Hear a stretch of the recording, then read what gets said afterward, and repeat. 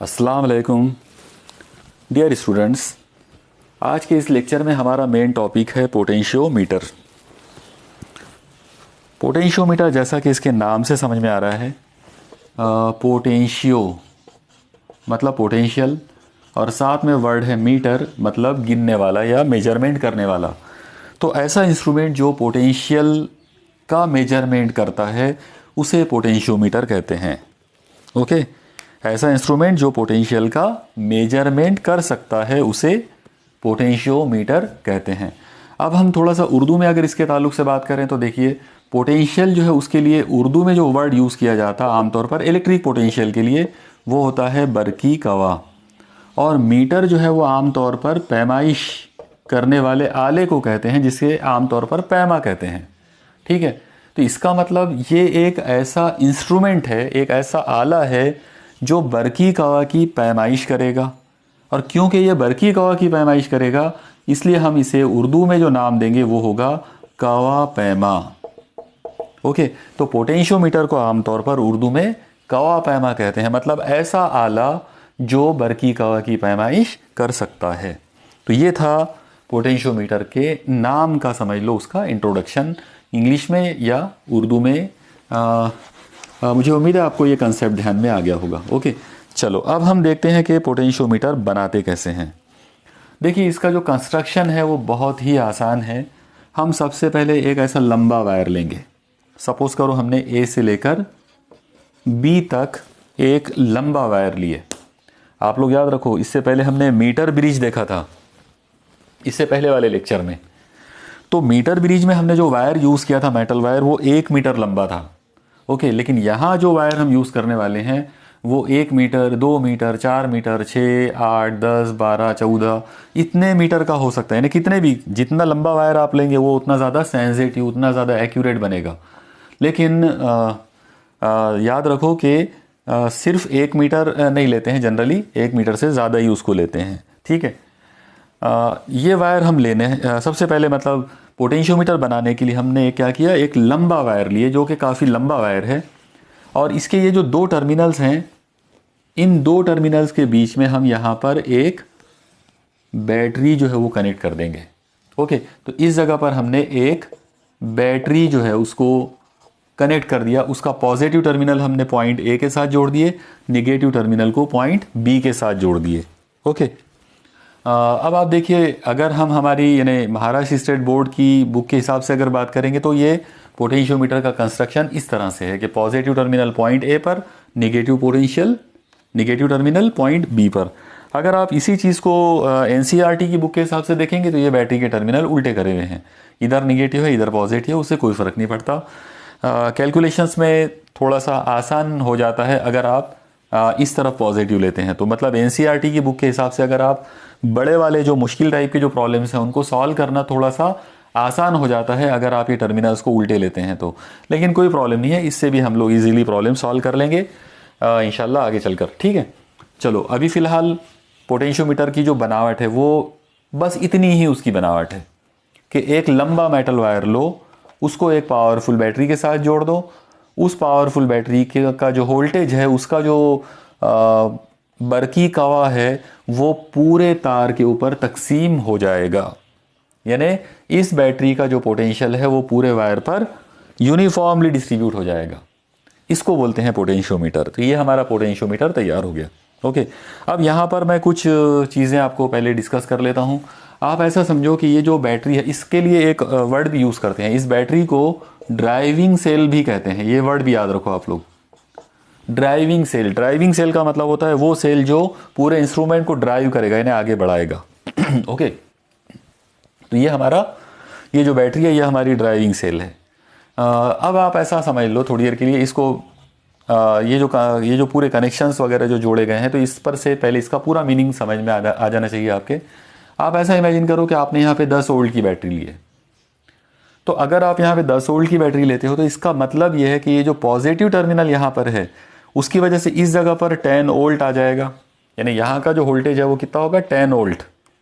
और negative terminal आपने यहाँ जोड़ा हुआ है, इसका मतलब यहाँ का जो पोटेंशियल है वो होगा 0 वोल्ट। ओके, प्लस 10 वोल्ट यहाँ पर और 0 वोल्ट यहाँ पर।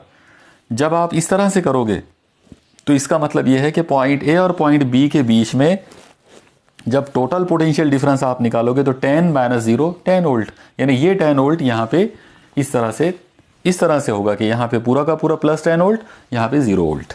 ठीक है। अब हम इसमें एक और चीज़ देखते हैं कि ये जो वायर है, इस वायर पर यहाँ 10 वोल्ट है, तो फिर यहाँ कितना होगा? जब इधर 0 है तो इसका मतलब यहाँ पे 10 से आगे तो जा नहीं सकता। इसका मतलब यहाँ पे हो सकता है 9 वोल्ट हो, यहाँ हो सकता है 6 वोल्ट हो, यहाँ हो सकता है 4 वोल्ट हो, यहाँ पर 2 वोल्ट, यहाँ पर 1 वोल्ट और यहाँ पर 0 वोल्ट। ओके, तो लगातार धीरे धीरे करके क्या हो रहा है, जैसे जैसे आप यहाँ से इधर जा रहे हो वैसे वैसे वोल्टेज क्या हो रहा है, कम होते जा रहा है। मतलब वोल्टेज की वैल्यू यानी पोटेंशियल की जो वैल्यू है, बरकीकावा की जो कीमत है, वो लगातार क्या हो रही है, कम होती जा रही है। जैसे जैसे आप पॉइंट ए से पॉइंट बी की तरफ जा रहे हो तो लगातार पोटेंशियल की वैल्यू कम होती जा रही है। ओके, तो इससे एक चीज़ ये समझ में आ रही है कि पोटेंशियल जो है, मतलब ये जो वोल्टेज है, पोटेंशियल डिफरेंस जो है, बरकीकावा जो है, वो इस तार की लंबाई में तकसीम हुआ है। पूरी लंबाई के अंदर ये इसका जो बरकीकावा है वो तकसीम हो गया है। इसका जो वोल्टेज है, इसका जो बरकीकावा है, वो इस तार की लंबाई के अंदर डिवाइड हो गया है। जैसे इस बात के लिए आप ऐसा इमेजिन करो कि मान लो इसकी टोटल जो लेंथ है वो L है। ओके, और इसका जो वोल्टेज है वो V है। तो इसका मतलब ये हुआ कि ये जो V है, V वोल्ट है, ये एक्चुअली तकसीम हो गया है L में, और ये यूनिफॉर्मली तकसीम हुआ। यूनिफॉर्मली तकसीम हुआ मतलब V को आप L के साथ डिवाइड करेंगे तो किसी भी पार्ट में अगर आप लेंगे, कोई भी लेंथ के लिए लेंगे, आपको ये रेशो बिल्कुल कांस्टेंट मिलेगा। ओके, अब ये हमको यहाँ पर प्रैक्टिकली इस के कंस्ट्रक्शन के अंदर ये चीज़ नज़र आई। तो हम एक काम करेंगे, इस टर्म को एक पर्टिकुलर एक नाम दे देंगे। आप याद रखना, जब हम किसी चीज़ को लंबाई के साथ में, मतलब लेंथ के साथ में डिवाइड करते हैं, उसे हम एक ख़ास वर्ड देते हैं। वो वर्ड है ग्रेडियंट। ओके, जैसे अगर आप लंबाई के साथ में टेम्परेचर का डिवीजन कर रहे हो तो हम उसको बोलेंगे टेम्परेचर ग्रेडियंट। अगर आप लंबाई के साथ में प्रेशर का डिस्ट्रीब्यूशन कर रहे हो तो हम बोलेंगे प्रेशर ग्रेडियंट। तो जनरली ग्रेडियंट वर्ड उस वक्त यूज़ किया जाता है जब आप किसी चीज़ का रेशो ले रहे हो लेंथ के साथ में।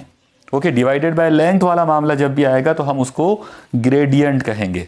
ओके, अब यहाँ पर हमने लंबाई के अंदर जो चीज़ को डिवाइड किया है वो है वोल्टेज, पोटेंशियल डिफरेंस। ओके, इसका मतलब इस जगह पर मैं अगर पोटेंशियल डिफरेंस लेता हूँ तो फिर मुझे इसका नाम देना पड़ेगा potential gradient. Okay, potential gradient. Potential gradient का मतलब होगा ratio of potential difference and length.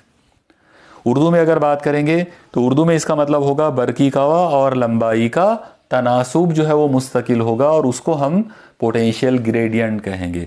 Urdu में इसके लिए अगर वर्ड बनाना हो तो देखो, पोटेंशियल के लिए वर्ड है कवा, ओके, या बरकीकावा, और ग्रेडियंट के लिए वर्ड आम तौर पर तफावत इस्तेमाल करते हैं।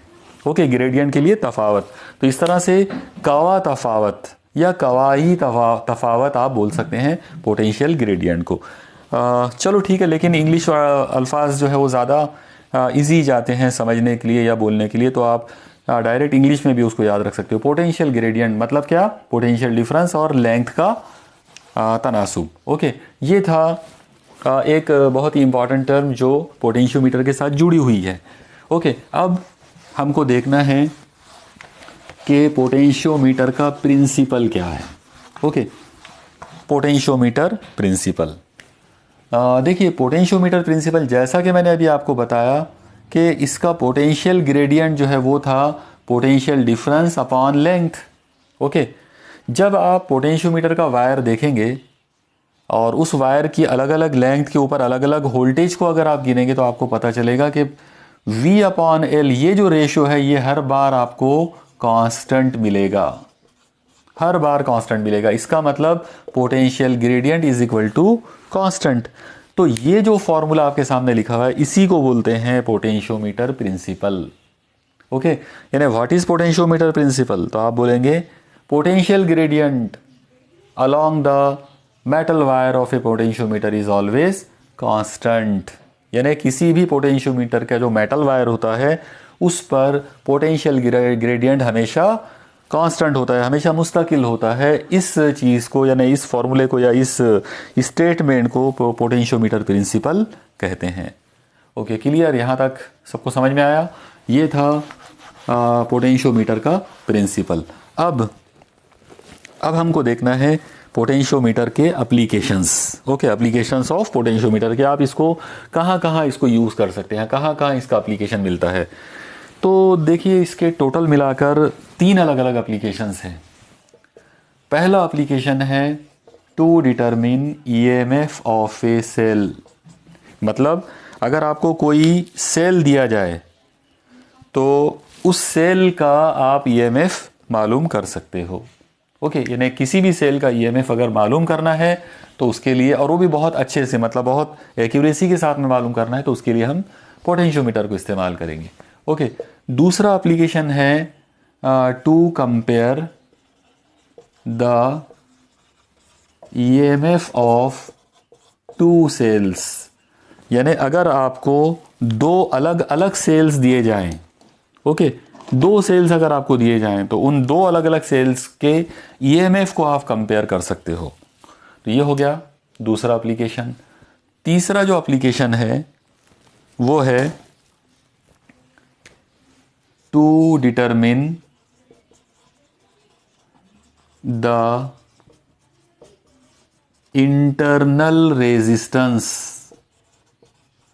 ऑफ ए सेल, यानी अगर आपके पास कोई सेल है तो आप उसका इंटरनल रेजिस्टेंस जो है वो भी मालूम कर सकते हैं। उर्दू में हम इसे कहेंगे अंदरूनी मज़ाहमत।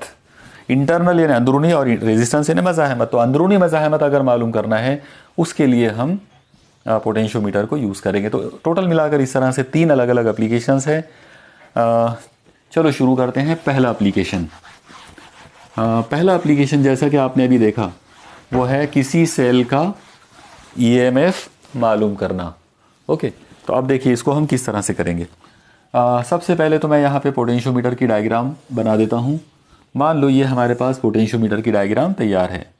ए से लेकर पॉइंट बी तक एक लंबा वायर, यहाँ पर हमने एक ड्राइविंग सेल लिया, इसका पॉजिटिव इधर, नेगेटिव इधर, इसका जो ईएमएफ है मान लो वो E0 है। ओके, तो ये हमारा पोटेंशियोमीटर तैयार हो गया। अब हम एक काम करेंगे, मान लो कि हमको एक सेल है, उस हमारे पास एक सेल दिया गया और उस सेल का ईएमएफ मालूम करना है। तो हम क्या करेंगे, ये वाले टर्मिनल के साथ में हम उस सेल को जोड़ देंगे। ओके, इस जगह पर हम यहाँ पर एक सेल को जोड़ेंगे। याद रखो कि पॉजिटिव टर्मिनल हमने पॉइंट ए के साथ जोड़े थे, तो हम इस सेल का पॉजिटिव टर्मिनल भी यहीं जोड़ना है, इसको उल्टा नहीं कर सकते। अगर आपने नेगेटिव टर्मिनल यहाँ जोड़ा है तो हम ये सेल का भी नेगेटिव टर्मिनल यहाँ जोड़ेंगे। ओके, तो इस ड्राइविंग सेल, ये जो है, ये जैसा मैंने आपको अभी बताया था कि ये क्या है, ये ड्राइविंग सेल है। तो ड्राइविंग सेल का पॉजिटिव पॉइंट ए पे जोड़े थे, पॉइंट ए के साथ में इस सेल का भी पॉजिटिव टर्मिनल जोड़ दिए। ओके, सपोज करो कि इसका ईएमएफ जो है वो E1 है, या इसका जो पोटेंशियल डिफरेंस है मान लो कि वो E1 है, हम ईएमएफ बोलेंगे उसको अब, या पोटेंशियल डिफरेंस भी बोल सकते हो। इसके नेगेटिव टर्मिनल के साथ मैं यहाँ पर एक गैल्वेनोमीटर जोड़ूंगा, और गैल्वेनोमीटर का जो दूसरा जो वायर है तो वो होगा जॉकी। हमने मीटर ब्रिज के टाइम पर भी जॉकी को यूज़ किए थे, आपको याद होगा। जॉकी एक लंबा वायर होता है जिसके सिरे पर एक मेटल स्ट्रिप लगी हुई होती, और उसको हमको टच करना होता है इसके ऊपर, ऐसे वायर के ऊपर, और टच करते हुए उसको ऐसे लेके जाते हैं अलग अलग टैप करते हुए, और जैसे जैसे हम उसको इधर से इधर ले जाते हैं तो इसका डिफ्लेक्शन चेंज होता है, बराबर है। तो ये था जॉकी वायर। अब देखो इसमें सबसे पहले क्या करेंगे, हम सबसे पहले इस वायर को पॉइंट ए पे रखेंगे। जैसी पॉइंट ए पे रखेंगे ये फुल स्केल डिफ्लेक्शन बताएगा। ओके, फुल स्केल डिफ्लेक्शन का मतलब ये है कि यहाँ पर ये जो गैल्वेनोमीटर है तो इसका जो इसमें जो पॉइंटर है वो ऐसा चले जाएगा, इधर एकदम राइट साइड में उसका डिफ्लेक्शन हो जाएगा। ओके, अब आप उसको धीरे धीरे करके इधर सरकाते जाओ, तो जब आप देखेंगे जैसे जैसे इसको सरकाएंगे वैसे वैसे ये 0 की तरफ आते जाएगा, यानी इसका डिफ्लेक्शन कम होते जाएगा, यहाँ तक कि एक पर्टिकुलर पॉइंट पर, मान लो कि आपने उसको यहाँ लेकर आया इस जगह पर, तो इसका डिफ्लेक्शन ऐसा हो जाएगा एकदम सीधा खड़ा, मतलब 0, क्योंकि इसका 0 बीच में होता है। याद रखो गैल्वेनोमीटर का 0 हमेशा बीच में होता है। तो जैसी ये ज़ीरो डिफ्लेक्शन बताएगा कहाँ पर, एक पर्टिकुलर पॉइंट पर, हम इस पॉइंट को नाम रख देंगे नल पॉइंट। हमने पहले भी मीटर ब्रिज के टाइम पर भी हमने उसको नल पॉइंट बोले थे। ओके, तो n जो है वो हमारा नल पॉइंट है। अब आप लोग एक चीज़ पे गौर करो कि पॉइंट n नल पॉइंट है क्योंकि यहाँ पे जो रीडिंग बताई जा रही है वो है 0। तो अब ये हमारे लिए थोड़ा सा सोचने का मकाम है कि इसका मीनिंग क्या है, आखिर ये क्या चीज़ जाहिर कर रहा है। ठीक है, आप लोग देखो पोटेंशियो, ये जो गैल्वेनोमीटर जो होता है ये हमेशा करंट का क्या से डिफ्लेक्शन बताता। ओके, और इसका डिफ्लेक्शन 0 हुआ, इसका मतलब ये हुआ कि यहां पर करंट नहीं है। अब इस पूरे सर्किट के अंदर करंट पास नहीं हो रहा है, और जब ये पूरे सर्किट के अंदर करंट पास नहीं हो रहा है तो इसका मतलब क्या हुआ, इसका मतलब ये हुआ कि ये वाला पॉइंट, मतलब बैटरी, ये वाला सेल, यहाँ पे ये जो हमने सेल यूज़ किया है, ये सेल और ये वाला पॉइंट दोनों के बीच में कोई करंट नहीं है। ये जो वायर है इस जगह पर करंट की वैल्यू 0 आ गई है।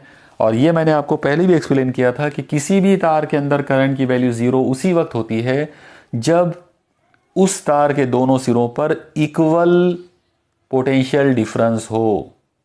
पोटेंशियल डिफरेंस ना हो या इक्वल पोटेंशियल हो उसके दोनों सिरों के ऊपर, तब जाकर उसमें करंट नहीं होता है। इसका मतलब क्या हुआ कि अगर आप ये वाले सेल से लेके ये वाले पॉइंट के बीच, इस पॉइंट के बीच में करंट नहीं है, इसका मतलब ये हुआ कि इसका बरकी कवा, इसका पोटेंशियल और पॉइंट एन का पोटेंशियल सेम है। क्लियर? यानी हमने यहाँ पर ये जो नल डिफ्लेक्शन मेथड हमने जो यूज़ किए तो वो इसीलिए यूज़ करे ताकि हमको ये पता चल जाए कि इसका ईएमएफ कितना है, तो इसका ईएमएफ कितना होगा, इसका ईएमएफ उतना ही होगा जितना ईएमएफ ये वाले पॉइंट का होगा। ओके, अब सवाल आएगा कि इसका ईएमएफ कैसे कैलकुलेट करोगे, तो ये कोई बड़ी बात है नहीं, इजीली हम इसको कैलकुलेट कर सकते हैं। कैसे कैलकुलेट करेंगे, देखो मैं आपको एकदम सिंपल वे में बता रहा हूँ। यहाँ पर मान लो इसकी जो लेंथ है वो L1 है, ठीक है, तो इसका मतलब क्या हुआ कि ये जो L1 है ये लेंथ, ये इसकी बैलेंसिंग लेंथ है इस पर्टिकुलर सेल के लिए या इसके ईएमएफ के लिए। ठीक है, अब हमने अभी कुछ देर पहले बात किए थे पोटेंशियोमीटर प्रिंसिपल की। पोटेंशियोमीटर का जो प्रिंसिपल है वो हमने ये कहा था कि पोटेंशियल ग्रेडियंट कांस्टेंट होता है, मतलब V/L ये हमेशा कांस्टेंट होता है। बहुत सारी बुक्स में इसको K भी कहते हैं, यानी K से डिनोट करते हैं उसको, तो K = V/L = कांस्टेंट। ठीक है, अब हमको मालूम करना है कि इसका EMF कितना है। तो अभी आप देखो कि हमको इसके लिए लंबाई जो मिली वो L1 मिली। तो अगर आप इस फॉर्मूले पर से अंदाज़ा लगाओ कि V कांस्टेंट इंटू L है, ये L को उधर भेज दिए तो इसका मतलब V प्रोपोर्शनल टू क्या आया, L। ये V की जगह पर यहाँ पर क्या आएगा, E1, ये आ जाएगा E1 प्रोपोर्शनल टू उसकी लेंथ कितनी है, L1। क्लियर? इसका मतलब ये प्रोपोर्शनलिटी का साइन हटा लिए तो ये आ जाएगा VE1 = K × L1। K की वैल्यू जो है वो आपको मालूम है, V/L वो आपने पहले से कैलकुलेट किया हुआ है। ये वैल्यू आप यहाँ पुट कर दो, L1 आपने यहाँ पे स्केल से मालूम कर लिए, दोनों की वैल्यूज़ एक साथ रख दो, उनका प्रोडक्ट लो, आपको इस सेल का EMF मिल जाएगा। ओके, देखो अगर कुछ डिफ़िकल्टी हो तो मैं इसको एक बार फिर से यहाँ पे एक्सप्लेन कर देता हूँ। दोबारा से आप इस पूरी कहानी को सुन लो और समझ लो उसको एक बार और अच्छे से। देखिए, सबसे पहले हमको ये मालूम है कि इस पूरे वायर के लिए, पोटेंशियोमीटर वायर के लिए V/L जो है ये कांस्टेंट होता है, और ये हम कैलकुलेट कर चुके, मतलब ये हम इसकी वैल्यू कैलकुलेट करके रख लेंगे। इसको हमने पोटेंशियल ग्रेडियंट कहा था। और अभी हमको क्या मिला, E1 के लिए हमको लेंथ मिली L1। तो जाहिर सी बात है यहाँ पर ये जो EMF है, ये EMF इस लेंथ के साथ में मतलब डायरेक्टली प्रोपोर्शनल होगा, क्योंकि इसका वोल्टेज और इस पॉइंट का वोल्टेज सेम है और वो हमको लेंथ के ऊपर यूनिफॉर्मली डिस्ट्रीब्यूट करते हुए मिलना है। इसका मतलब E1 को हम डायरेक्टली प्रोपोर्शनल टू L1 कह सकते हैं। फिर ये डायरेक्टली प्रोपोर्शनल हटा दिया जाए तो जाएगा E1 = a constant K × L1। लेकिन K कौन है, वो ये है पोटेंशियल ग्रेडियंट। तो इसकी जगह पर मतलब ये जो K है हम इसकी जगह पर V/L ले लेंगे, तो V/L × L1। V/L कांस्टेंट है और उसकी वैल्यू ऑलरेडी हमको पता है। इस तरीके से हम इसको कैलकुलेट कर सकते हैं। मतलब अगर पोटेंशियल ग्रेडियंट हमको मालूम है तो इजीली यहाँ पर स्केल लगाकर ये लेंथ गिन लो, दोनों का प्रोडक्ट लो, वो इस सेल का ईएमएफ होगा। ओके, तो ये था पोटेंशियोमीटर का पहला एप्लीकेशन। ओके, जब हम इससे रिलेटेड कुछ न्यूमेरिकल्स जब करेंगे तो उस वक्त आपको ये और ज़्यादा क्लियर हो जाएगा। चलो ठीक है, तो ये थी कहानी पोटेंशियोमीटर की, यानी जिसके अंदर हमने एक सेल का ईएमएफ जो है वो मालूम किए। अब मैं आपको थोड़ा सा इसका जो प्रैक्टिकल, मतलब अभी जो मैंने जो कुछ भी अभी आपको समझाया हूँ वही चीज़ के लिए एक प्रैक्टिकल जो डायग्राम होती है वो क्या होती है, या हमारे बोर्ड की बुक में क्या डायग्राम हमने इसके लिए यूज़ करना है, वो हम थोड़ा सा डिस्कस कर लेते। मैंने अभी आपको बताया था कि पोटेंशियोमीटर या ऐसा होता है इस टाइप से, बराबर है। यहाँ पॉइंट ए, यहाँ पर पॉइंट बी, और ये एक बहुत लंबा, एक पावरफुल एक बैटरी, लेकिन और ये वायर जो है ए से लेकर बी तक ये काफ़ी लंबा वायर है। अब क्योंकि ये काफ़ी लंबा वायर है तो हम उतना लंबा इंस्ट्रूमेंट तो बनाएंगे नहीं, तो हम एक काम ये करेंगे कि पॉइंट ए मान लो ये है, तो हम यहाँ से यहाँ तक 1 मीटर तक वायर लेंगे, फिर यहाँ पर उसका फोल्ड कर लेंगे, फिर उसको यहाँ तक लेकर आ जाएंगे, फिर यहाँ फोल्ड कर लेंगे, फिर वापस ले जाएंगे, फिर यहाँ फोल्ड कर लेंगे, यहाँ तक ला लेंगे। मान लो कि ये पॉइंट बी है। अब आप देखो कि अगर ये 1 मीटर है तो ये 2, ये 3, ये 4 मीटर, यानी टोटल मिलाकर कितना हो गया, 4 मीटर। तो आप लोग यहाँ पर सिंपली एक छोटा सा 1 मीटर लंबा एक लकड़ी का एक ब्लॉक लो, उसके ऊपर आप वायर को इस तरह से फोल्ड करते चले जाओ। आप जितने भी फोल्ड करोगे उतने पट वो बढ़ता चला जाएगा। इसीलिए मैंने आपको बोला था कि कम से कम 1 मीटर तो ले ही सकते, उससे ज़्यादा आप 2 मीटर ले सकते हो, 4 मीटर ले सकते, बराबर है, क्योंकि आपको पॉइंट यहाँ वापस लाना है, तो ये हमेशा 2 का मल्टीपल ही आएगा। ओके, इस जगह पर यहाँ पर आप बैटरी लगा दो, ये इस तरह से, ऐसे इन दोनों के दरमियान ये प्लस और ये माइनस, ये आप लोग देखो पॉजिटिव पॉइंट ए के साथ जुड़ा हुआ है, निगेटिव पॉइंट बी को, ये आपका पोटेंशियोमीटर तैयार हो गया। ओके, यानी प्रैक्टिकली इसकी डायग्राम इस तरह से बनाई जाती है, और यही डायग्राम बोर्ड की बुक में भी होती है।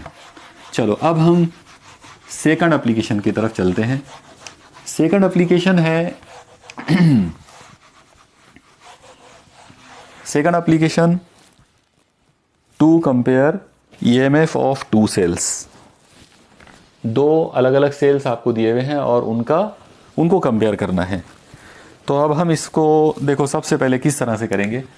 मान लो हम लोगों ने यहाँ पर इस तरीके से एक पोटेंशियोमीटर लिया ए से लेकर बी तक, और यहाँ पर हमने ये ड्राइविंग सेल लगा दिया, इसका ईएमएफ ले लिए E0। अब हमको 2 ईएमएफ दिए हुए हैं, दो सेल दिए हुए हैं, और उनको मतलब कंपेयर करना है। तो अब हम क्या करेंगे, इसके अंदर ये वाले टर्मिनल के साथ में, मतलब पॉइंट ए के साथ में, यहाँ पर हम 2 अलग अलग सेल जोड़ेंगे। इस जगह पर 2 टर्मिनल, इसी टर्मिनल के साथ में, इस एक ही टर्मिनल के साथ में हमको 2 अलग अलग सेल जोड़ना है। ये एक सेल और ये दूसरा सेल, ये पॉजिटिव नेगेटिव, ये पॉजिटिव नेगेटिव। आप देख रहे हैं दोनों का पॉजिटिव पॉइंट ए के साथ जोड़े, जिसके साथ इसका पॉजिटिव जुड़ा हुआ है। ठीक है, अब इनके कुछ नाम रख देते हैं अपन लोग। सपोज करो कि इसका जो ईएमएफ है वो E1 है, इसका ईएमएफ जो है वो E2 है। अब हम एक काम करेंगे, यहाँ पर हम एक की लगा सकते हैं और यहाँ पर भी हम एक की लगा देंगे ऐसे। ओके, ये ऐसी 2 अलग अलग कीज लगा देते हैं इसमें। ये K1 और ये K2, दोनों को यहाँ कनेक्ट कर लो आपस में। ठीक है, और इसके बाद ये वाले टर्मिनल से हम एक गैल्वेनोमीटर जोड़ देंगे। क्लियर? देखो आप सर्किट डायग्राम कैसे बन रहा है बराबर। सर्किट डायग्राम पूरा कंप्लीट होने के बाद आप उसको ध्यान बराबर कर लेना। अब आप देखो, ये हमारा पोटेंशियोमीटर इतना बड़ा, पॉइंट ए से लेके बी तक ये इतना लंबा वायर, पॉइंट ए जो पॉजिटिव टर्मिनल है उसके साथ 2 बैटरीज जो है E1 और, यानी 2 अलग अलग जो सेल है E1 और E2, उनके पॉजिटिव टर्मिनल पॉइंट ए के साथ जोड़ दिया और साथ ही साथ की लगा दिए। यहाँ पर आपको मालूम है कि यहाँ पर हम जॉकी यूज़ करने वाले हैं, ये जॉकी वायर है। सबसे पहले मैं इसके अंदर एक काम करूँगा कि इस K2 को ओपन रहने दूंगा जैसा है, ये ऐसे ही रखूँगा और इसको क्लोज कर दूंगा। अब देखो, जैसे ही मैंने इसको क्लोज किया, इसका मतलब ये हुआ कि ये सर्किट में शामिल हो गया है E1, लेकिन ये सर्किट के बाहर है। ओके, इसको यहाँ पर ये ओपन रखा हुआ है मतलब ये जो है इसमें से करंट पास नहीं हो रहा है, ये खुला है, और इसको जो है यहाँ पे बंद कर दिए मतलब एक्चुअली ये चालू कर दिए इसको। तो जब आप इसको शुरू कर दोगे, इसको ऑन कर दोगे, तो इसमें से करंट पास होना शुरू हो जाएगा। तो इसमें से करंट पास होगा लेकिन इसमें से तो नहीं होगा। ओके, जब इसमें से करंट पास होगा तब आप इस वायर को यानी जॉकी को यूज करके नल पॉइंट मालूम कर लो। सपोज करो कि नल पॉइंट L1 आ गया। ओके, अब यहाँ पर इस मीटर स्केल लगी हुई रहेगी, तो मीटर स्केल के जरिए आप लोग ये वाली लेंथ को गिन लोगे कि ये लेंथ कितनी है। ओके, मतलब E1 सेल को कनेक्ट किए और नल पॉइंट मालूम करे और बैलेंसिंग लेंथ L1 मालूम करे। तो अब अगर हम पोटेंशियोमीटर का प्रिंसिपल यूज करें तो पोटेंशियोमीटर के प्रिंसिपल के हिसाब से ये आ जाएगा E1 proportional to L1। Clear? अब आप देखो ये वाली साइन हटा लेते हैं तो ये आ जाएगा E1 equal to K into L1। यहां पर आपको पता है कि K जो है वो पोटेंशियल ग्रेडियंट है जो कि कांस्टेंट होता है। ओके, तो इस सेल का ईएमएफ हमको मिल गया इतना। ओके, ये हमारी इक्वेशन नंबर 1 आ गई है। अब ये हमारा पहला एक्सपेरिमेंट हो गया।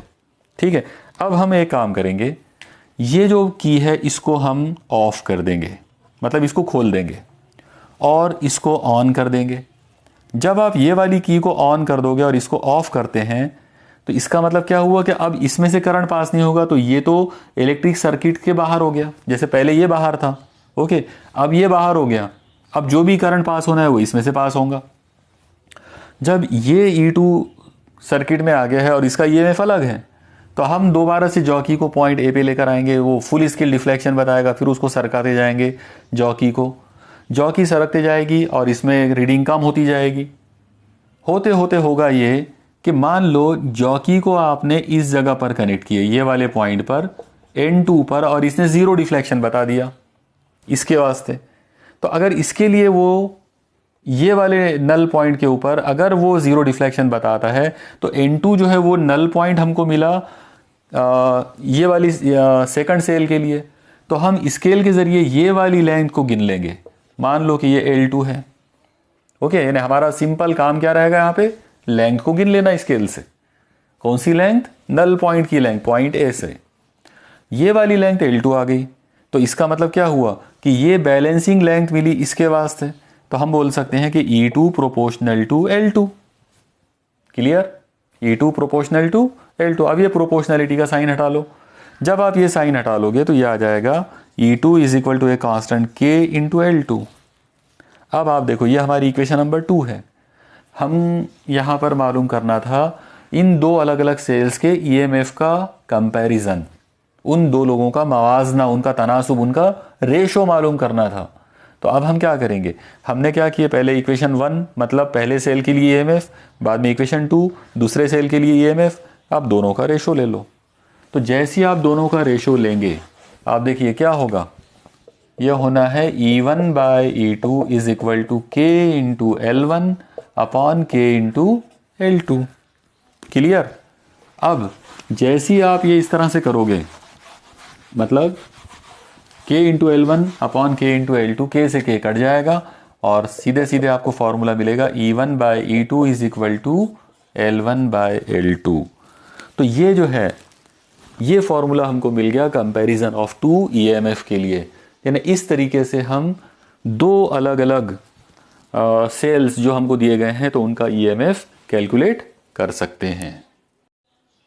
ओके, अभी हमने देखा कि दो अलग अलग सेल्स का जो ईएमएफ है हम उनको डायरेक्ट मेथड के जरिए हमने उसको मालूम किया और हमको सीधा साधा फॉर्मूला मिल गया E1 by E2 is equal to L1 by L2। अब हमको देखना है सम एंड डिफरेंस मेथड, यानी दो अलग अलग सेल्स आपको दिए गए हैं और पोटेंशियोमीटर को यूज करके आपको सम एंड डिफरेंस मेथड के जरिए उसका ईएमएफ को कंपेयर करना है। तो अब हम इसमें क्या करेंगे, तो आप इसको पहले एक बार समझ लो।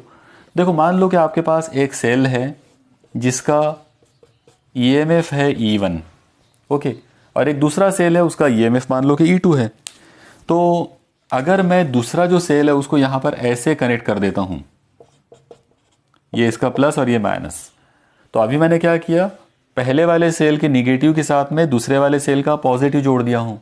ये वाला जो कॉम्बिनेशन है इसको कहते हैं सीरीज कॉम्बिनेशन, यानी एक के नेगेटिव टर्मिनल के साथ में दूसरे का पॉजिटिव टर्मिनल जोड़ना, और ये सीरीज कॉम्बिनेशन है। इस कंडीशन के अंदर जो रिजल्टेंट ईएमएफ जो आपको मिलेगा इन दोनों का, वो होगा E1 प्लस E2 के बराबर, यानी दोनों का जो ईएमएफ है वो एक ही डायरेक्शन में है, इसलिए दोनों को हमने ऐड कर लिए। तो टोटल रेजिस्टेंस टोटल जो ईएमएफ आएगा वो इन दोनों का सम के बराबर होगा। ओके, ये हो गई दो बैटरीज की सीरीज कॉम्बिनेशन की बात। अब हमको देखना है इसको पैरेलल कॉम्बिनेशन में। तो पैरेलल कॉम्बिनेशन के अंदर हम यहाँ पर सिंपल वे में इस तरह से करेंगे कि इसके नेगेटिव टर्मिनल के साथ में दूसरी बैटरी का भी नेगेटिव टर्मिनल जोड़ देंगे। यानी अगर हमने एक बैटरी E1 लिए, दूसरी बैटरी, दूसरा सेल हमारे पास E2 है, दोनों के नेगेटिव को साथ में जोड़ दिए या दोनों के पॉजिटिव के साथ में जोड़ दिए, तो इसको बोलेंगे पैरेलल कॉम्बिनेशन। और पैरेलल कॉम्बिनेशन के अंदर जो रिजल्टेंट ईएमएफ होता है, या इन दोनों का जो ओवरऑल जो टोटल जो बरकी कवा होगा, जो टोटल पोटेंशियल होगा, उसकी कीमत आ जाएगी E1 माइनस E2 के बराबर अगर E1 बड़ा है तो, या फिर E2 माइनस E1 अगर E2 बड़ा है तो।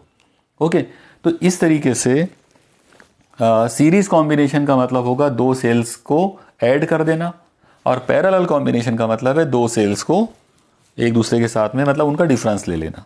ठीक है, तो ये था मामला दो अलग अलग सेल्स को जोड़ने का तरीके। तो दो तरीकों से आप उसको जोड़ सकते हैं। अब हमको सम एंड डिफरेंस मेथड लेना है। तो देखो, सम एंड डिफरेंस मेथड को सिंपल वे में अगर बात करें तो हम उसको इस तरह से ले सकते हैं कि मान लो ये हमारे पास एक पोटेंशियोमीटर है। ओके, इस जगह पर ये हमारा ड्राइविंग सेल, पॉजिटिव नेगेटिव, इसका ईएमएफ E0। ओके, अब हम क्या करेंगे इसमें कि पॉइंट ए जो है, जो पॉजिटिव टर्मिनल है, इसके साथ में यहाँ पर हम एक बैटरी जोड़ देंगे इस तरह से। तो ये मैंने पहला सेल ले लिया E1। अब मुझे सम कंडीशन लेना है, मतलब सीरीज कंडीशन लेना है। तो मैं क्या करूंगा, इसी के साथ सीरीज कॉम्बिनेशन में दूसरा ईएमएफ भी जोड़ दूंगा। तो अगर मैं सीरीज कॉम्बिनेशन में दूसरा ईएमएफ यहां पर अगर जोड़ देता हूं, दूसरा सेल अगर यहां पे जोड़ देता हूं, ये इस तरह से E2, यानी इसके नेगेटिव के साथ में इसका पॉजिटिव टर्मिनल अगर मैं जोड़ देता हूं, तो यहां पे मैंने क्या किया, अभी ये सीरीज कॉम्बिनेशन में जोड़ दिया दोनों सेल्स को। और यहां मैं जोड़ूंगा गैल्वेनोमीटर, और गैल्वेनोमीटर का ये वाला सिरा होगा जॉकी। ओके, अब हम क्या करेंगे कि ये जो कॉम्बिनेशन हमारे पास है, इस कॉम्बिनेशन के लिए इस जॉकी को पहले यहाँ टच करेंगे। जाहिर है ये बहुत बड़ा करंट बताएगा, फिर हम धीरे धीरे सरकते जाएंगे इधर, यानी जॉकी को सरकाते जाएंगे। जैसे जैसे जॉकी को इधर सरकाएंगे वैसे वैसे इसका डिफ्लेक्शन कम होते जाएगा, और एक पर्टिकुलर पॉइंट के ऊपर डिफ्लेक्शन 0 हो जाएगा। तो मान लो हमने यहाँ पर पॉइंट N1 तक आ गए, और N1 पॉइंट के ऊपर हमको इसका डिफ्लेक्शन 0 मिल गया। तो हम क्या करेंगे, ए से लेकर N1 की लेंथ गिन लेंगे। सपोज करो कि ये लेंथ L1 है। ठीक है, तो अगर ये लेंथ L1 है तो हम इसका मतलब ये लेंगे कि ये L1 बैलेंसिंग लेंथ है इन दोनों के सीरीज कॉम्बिनेशन के लिए। दोबारा से आप इस चीज को सुनो, E1 और E2 ये जो दो अलग अलग सेल हैं, इनके सीरीज कॉम्बिनेशन के लिए बैलेंसिंग लेंथ L1 है, और जाहिर है ये सीरीज कॉम्बिनेशन है, मतलब मुझे इसको लेना पड़ेगा E1 प्लस E2। तो E1 प्लस E2 के लिए ये बैलेंसिंग लेंथ है, मतलब directly proportional to L1। Clear? तो इस तरीके से हम उसको करेंगे, E1 plus E2 proportional to L1। अब आप प्रोपोर्शनलिटी का साइन हटा दो। जैसे आप ये साइन हटा दोगे, ये कुछ तो भी ऐसा हो जाएगा, E1 plus E2 equal to a constant K into L1। K जो है वो पोटेंशियल ग्रेडियंट है। ओके, तो इस तरीके से हमने पहली इक्वेशन जो हमको मिली वो मिली E1 plus E2 is equal to K L1, equation number 1। ठीक है, तो ये था मामला इस एक्सपेरिमेंट का पहले पार्ट का। मुझे उम्मीद है आपको इतना समझ में आ गया होगा। अब हम इस एक्सपेरिमेंट का सेकंड पार्ट करते हैं। अब आप देखिए इसमें क्या करना है हमको। फिर से हम सबसे पहले यहाँ पर एक पोटेंशियोमीटर तैयार करेंगे। आप याद रखो, पोटेंशियोमीटर को बनाना यानी सिंपल वे में बनाने का तरीका बस यही है। एक सिंपल लंबा वायर लो, यहाँ पर आप एक पावरफुल बैटरी जोड़ दो, ये प्लस माइनस, और ये ड्राइविंग सेल का EMF E0। ठीक है, अब हम क्या करेंगे, इस पॉइंट के साथ में इस जगह पर एक सेल जोड़ देंगे। याद रखो पॉजिटिव टर्मिनल यहाँ जोड़ा है तो इसका भी पॉजिटिव इसके साथ जोड़ना पड़ेगा। तो ये मान लो E1 है। अब हमको डिफरेंस वाली कंडीशन लेना है, और डिफरेंस वाली कंडीशन लेना है पैरेलल कॉम्बिनेशन। तो हम क्या करेंगे, इस जगह पर सेकंड बैटरी जोड़ना है, तो इसके निगेटिव टर्मिनल के साथ इसका निगेटिव टर्मिनल जोड़ देंगे, और ये पॉजिटिव टर्मिनल इधर है। तो ये मैंने यहाँ पे सेकंड ईएमएफ ले लिया E2, और दोनों का ये पैरेलल कॉम्बिनेशन हो गया। यहाँ हम लेंगे गैल्वेनोमीटर, और इसका ये सिरा होगा जॉकी। ओके, फिर से वही वाला पूरा मामला रिपीट होगा। जॉकी को यहाँ लाओ, ये फुल स्केल डिफ्लेक्शन बताएगा, जॉकी को सरकाते जाओ, डिफ्लेक्शन कम होते जाएगा, और फिर मान लो कि आपने जॉकी को इस पॉइंट पे लेकर आए N2 पर, और इसने डिफ्लेक्शन 0 बता दिया, तो इसको बोलेंगे नल पॉइंट इस कॉम्बिनेशन के लिए। ये वाली जो लेंथ है ये इसके लगाकर गिन लेंगे, मान लो कि ये L2 है। अगर ये लेंथ L2 है तो इसका मतलब ये हुआ कि इन दोनों के पैरेलल कॉम्बिनेशन के लिए जो लेंथ, बैलेंसिंग लेंथ हमको जो मिली वो L2 मिली।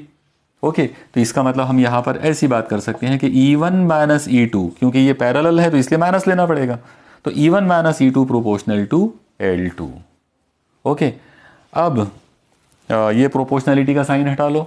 जैसे ये साइन हटा लोगे तो ये कुछ ऐसा हो जाएगा, E1 minus E2 is equal to K into L2। ये हमारी इक्वेशन नंबर 2 हो गई। अब आप देखो, मैंने अभी आपको दो अलग अलग सर्किट डायग्राम बनाकर ये चीज़ समझाया कि पहले हमने सीरीज कॉम्बिनेशन में दो बैटरीज को लिए, रीडिंग नोट करें, ये इक्वेशन मिली। बाद में हमने दोनों सेल्स को पैरेलल कॉम्बिनेशन में जोड़े, हमको ये वाली, ये सेकंड इक्वेशन ये वाली मिल गई। आप याद रखो, हमारी बोर्ड की बुक के हिसाब से जो सर्किट डायग्राम है हमको 2 बार नहीं बनाना है, बल्कि एक ही बार बनाना है। और एक बार बनाना है तो कौन सा सर्किट डायग्राम बनाना है वो अब आपके स्क्रीन पर आपको नज़र आ रहा है। तो ये सर्किट डायग्राम जो आप अभी स्क्रीन पे देख रहे हो, इसके अंदर सेल E1 और सेल E2 जो है उनको आप एक बार पैरेलल कॉम्बिनेशन में जोड़ सकते हैं और एक बार सीरीज कॉम्बिनेशन में।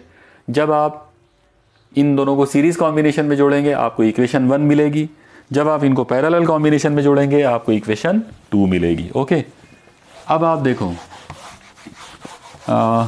मुझे उम्मीद है आपको ये दोनों सर्किट डायग्राम्स भी और बोर्ड की बुक में जो डायग्राम है वो भी ध्यान में आ गई होगी।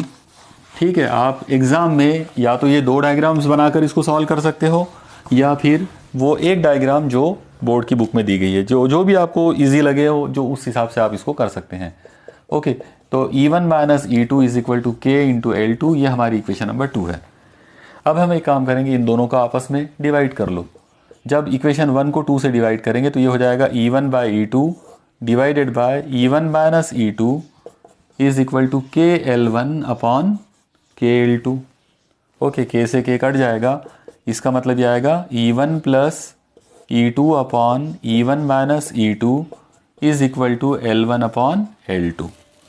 अब आप देखो, हमारा टारगेट था 2 सेल के EMF को कंपेयर करना, यानी हमारा एक्चुअली मकसद है E1 बाई E2 मालूम करना। तो अलग अलग तरीक़ों से हम E1 बाई E2 तक पहुंच सकते हैं। ओके, एक तरीका ये है कि आप इसी में दोनों साइड को E2 से डिवाइड कर लो, तो भी आप E1 बाई E2 तक पहुंच जाओगे।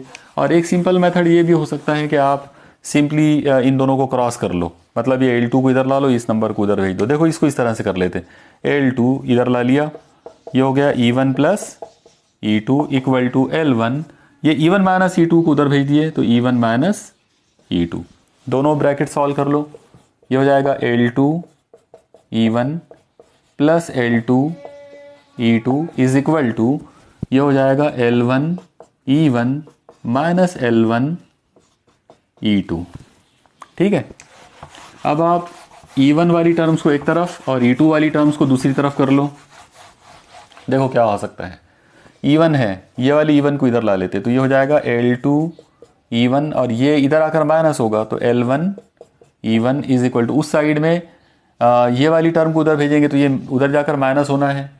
ओके, और ऑलरेडी वो भी माइनस में ही है, तो ये क्या हो जाएगा, minus L2 E2 minus L1 E2। Okay, इन दोनों में से E1 कॉमन निकल जाता, E1 कॉमन निकाल लिए तो ये क्या हो जाएगा, L2 माइनस L1, इन दोनों में से माइनस E2 कॉमन निकाल लो।